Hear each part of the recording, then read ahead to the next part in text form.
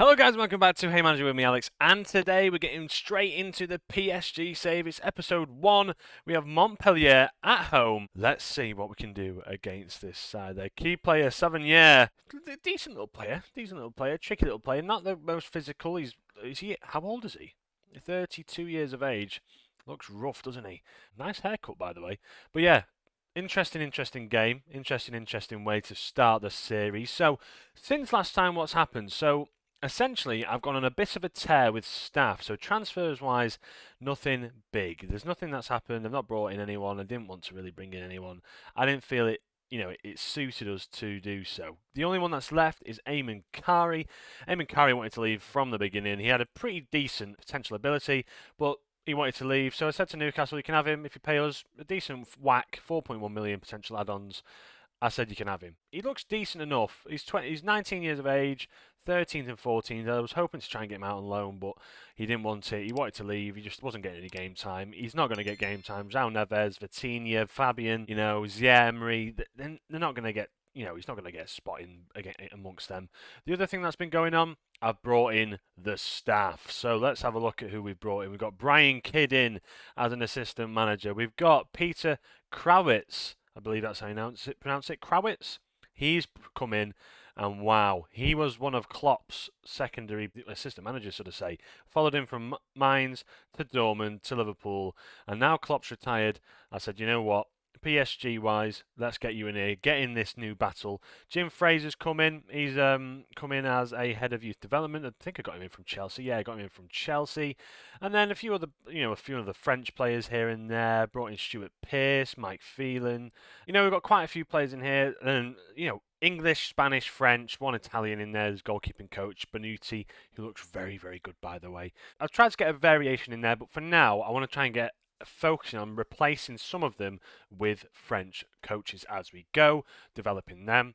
Then in terms of scouts, we've only got 10 scouts so far, but we've got quite a few good ones in here, a few Welsh, German, French, Northern Ireland, Italian. I was trying to get as many different countries as I can in there because I want to try and cover as much of the world as we can. And then all the physios, every single one of them, every single member of the medical team is basically French apart from I think it's Emily Ricard, who is an unreal physiotherapist. So brought them in.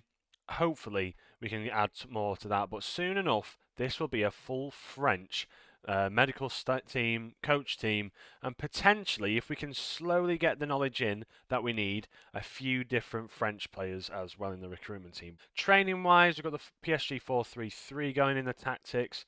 Let's get this together. This is our starting 11 for this game. Other than that, dynamics-wise, we're looking pretty good. Team cohesion could be a little bit better, but that'll get better as the season goes on. And other than that, that's pretty much it. We've had no transfers coming in. Staff-wise, we've done well. Tactics, we've changed things. Squad, we've got things going. Training, we've got mentorships, which is one of the key things that you need to look at. Your coaches and mentoring. Mentoring, we've got here with goalkeepers, midfielders, forwards, and defenders. Just going to ask the assistant to assign the coaches, and then we should be good to go. So tactical meeting, we're going to stick with being positive. I'll just show you what we've got here. So we focus down the right because we've got Dembele down that right hand side. We look at the overlap and the underlap for Kvaratskhelia to get inside. High tempo, passing directness is slightly shorter than usual. We work the ball into the box, that's the main one, and then we run at the defence and be more expressive because I want us to run at the defence. We then also get stuck in, step up more and trap inside because we're going to be a bit more higher, pressing up, trying to trap them in the middle because we've got Zia, Emery, Kimpembe, Marquinhos, and then also the two midfielders in Vitinha and João Neves, who can also tackle in there as well. And other than that, in transition, we're going to counter-press, counter, and we're going to distribute to our playmakers because we've got some pretty good playmakers in the middle of the field. So Zia, Emery's decent passing, Vitinha's pretty good at passing. You can see 17 passing, 17 vision, and then 15 passing, 14 vision for João Neves as well. So let's submit the team, let's play this, and let's see if we can notice a difference in the match engine. That's the main thing we're going to be focusing on today. So let's pump up the fist. It's important to take advantage of this home game that we've got. Let's tell the lads that we've got faith in them and see how they feel for that. Let's make the responsibility. Let's delegate this to Brian Kidd, who's a good lad. Send the assistant out there, and let's see how we fare. So a big side in this, isn't it? Hakimi, Donnarumma, Marquinhos, Hernandez, your Emery's. João Neves was a massive player, whether or not you're going to go to United or PSG last year. That was the big one because of obviously with Manchester United looking for a midfielder. João Neves was on the short list. We've got Vitinha in there. Kvaratskhelia obviously joined in January, but I'm going to have him playing from now. And then other than that, the only position that I'm really going to be looking at is that striker position. So let's see how we fare today. We've got 8 minutes in, and Hakimi's on this right-hand side. Dembele finds Ramos. Can he find a ball? And he can't. And now it looks like Montpellier managed to punt that away. Marquinhos recycles the ball, though. We've got this deep in our own half. Hakimi in towards Ramos. Ramos, can he maybe take his man on there? He can, and he gets taken down. It's blown for a penalty. And who's our penalty taker? I don't think I've done this yet. I don't think I've done the set pieces. I'm pretty much sure it'll be Kvaratskhelia because he's got 16 penalties. I saw that when I was making the team. I'm sure the assistant manager will have sorted that out for me. Kvaratskhelia stands over this for his first goal for PSG, and he shoves it in the bottom right-hand corner. First goal of the season against Montpellier. First game of the season. We are off to a flyer. 10 minutes in. We're looking good. We're looking strong. I mean, I think this is always going to be how it was in the Ligue 1. The main one will be getting towards the Champions League. You can see how high we push up without the ball. This is mental. We're on the very, very edge of our own half. Literally sitting on the halfway line. Mental. Coming up to the half-time whistle, we've been playing really well. We've been the better side. 4 shots, 1 on target, 0 shots for Montpellier, 75% possession. I think we're doing very well. We're dominating possession, absolutely dominating it.